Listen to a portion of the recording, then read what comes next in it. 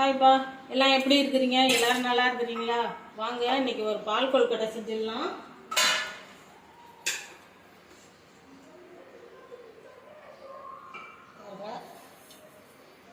இதால் ஒரு 1.5 கிண்ணம் மாவு எடுத்துக்கிறேன். இது வீட்டில் செஞ்ச இடியாப்பம் மாவு தான். இது நான் பெரும்பாலும் வாங்க மாட்டேன், எல்லாம் வீட்டிலே தான் ரெடி பண்ணி வச்சுக்குவேன். நீங்கள் கடையில் வாங்குகிற மாவாக இருந்தாலும், பச்சரிசி மாவு இல்லை இடியாப்ப மாவு எந்த மாவாக இருந்தாலும் நீங்கள் சுடுதண்ணி ஊற்றி பிசைஞ்சிக்குங்க. சுடுதண்ணி ஊற்றி பிசையும் போது பாதி மாவு அதிலே வெந்துடும், அந்த வளவளப்பு இருக்காது. நீங்கள் சுடுதண்ணி ஊற்றி பிசைஞ்சிக்குங்க. கொஞ்சமாக உப்பு போட்டுக்கலாம்.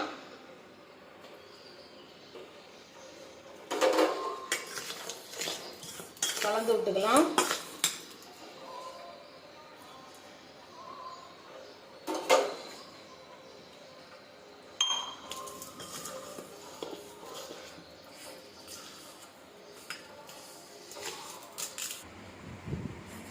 இந்த அளவுக்கு அப்படியே கெட்டியாக பிசைஞ்சிக்குங்க. கொஞ்சம் கொஞ்சமாக தண்ணி ஊற்றி கொஞ்சம் லூஸாக பிசைஞ்சிட்டிங்கன்னா மாவு உருட்டுறதுக்கு வராது.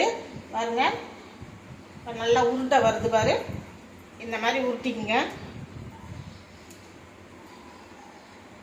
எல்லாத்தையும் இதே மாதிரி உருட்டிட்டு காட்டுறேன்.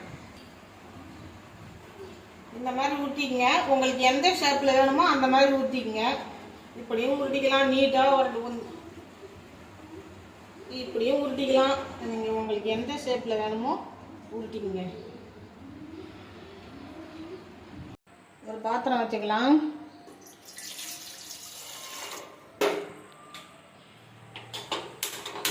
இந்த சொம்பால் 2 சொம்பு தண்ணி வச்சுக்கலாம். தண்ணி நல்லா கொதிக்கட்டும். கொஞ்சமாக உப்பு போட்டுக்கலாம்.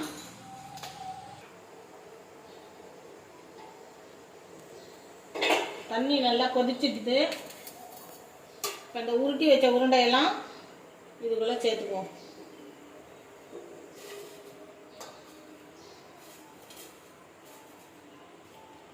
உடனே கிண்டாதீங்க, அப்படியே வெந்து அப்படியே மேலே ஒன்று ஒன்றா வரும்.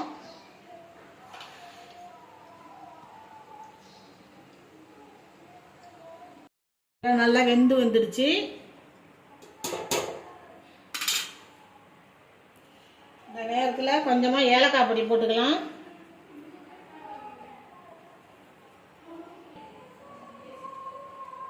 தேங்காய் பால் எடுத்து வச்சுருக்கேன், அதையும் இது கூட சேர்த்துக்கலாம். இந்த கப்பால் 1 கப்பு நாட்டு சர்க்கரை எடுத்து வச்சுருக்கேன், அதையும் இது கூட கலந்துக்குவோம்.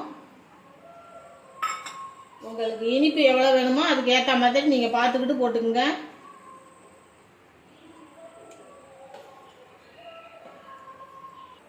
அந்த மாவுலேயே ஒரு 2 ஸ்பூன் எடுத்து வச்சுருந்தேன், அதை இதில் கரைச்சி ஊற்றிக்குவோம்.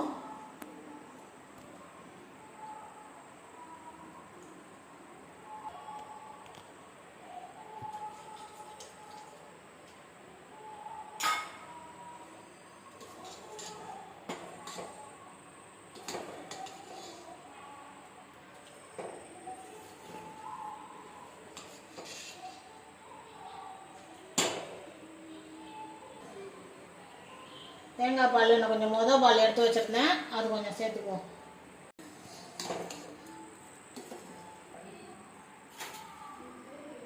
பாருங்க, சூடான பால் கொழுக்கட்டை ரெடி ஆயிடுச்சு. வாங்க எல்லாரும் சாப்பிடலாம்.